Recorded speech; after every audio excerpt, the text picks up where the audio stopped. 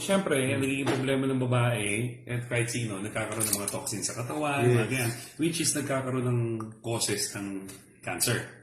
So, ito, ang betadine represents toxins na every time na kumakain ka, nakaka-affect sa katawan ng tao, every time na may siyempre, hindi mo maiiwasan talagang Sarap eh. Oo, ayun. Yun talaga. So, ang maganda lang dito, siyempre, ayan o, kitang-kita naman. Ayan, this is your body. Yes. Ang maganda dito, yung negative ions natin, hindi lang siya nag-ano. Hindi lang siya diba? Kung mapapansin mo, actually, nasobrahan ko pa nga ng betadine. Nakiklear mo. Diba? Nakiklear. Ito ang pinakamatindi. Kung every time ka gumagamit nito, every time mo gumagamit ito, liner to. Para makita niyo rin yung sample. Oops, ganun din yung liner natin. Why? Okay. So, bubuhang ako dito. Yes, ang galing. diba? Maganda yung ano. Ito ngayon nakakatawa.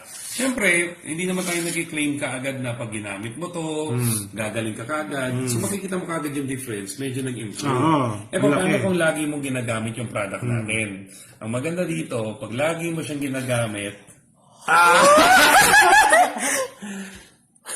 Tapos na. Order na kami, apply 10 million initial order. alam mo nakakatawa nito? Pag yung system mo maayos at lagi mo siyang ginagamit, siyempre sabi nga, toxin pa rin is better than cure. Galing. siyempre, hindi mo maiwasan, may nakain ka na naman. Sarap diba? Sarap eh. Pero maganda dito, dahil protected ka na natin,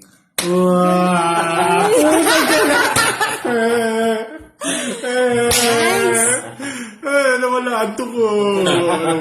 so ito ilalabas sa product natin next Nilagay year. namin sa negative ion. Okay?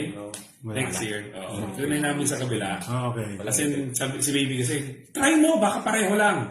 Linagay, ganon-ganon kami. Wala. Ginawa ko, kumuha ko ng liner, kumuha ko ng strip dito, sinut kong ganon. Pag ganon, puputi. Guys. Cheers. Ano kayo hindi makatulog sa nakita nyo. Papadala ko ngayon. Sigurado na napanood mo na. Ngayon lang to. Cheers. VIP. Diba?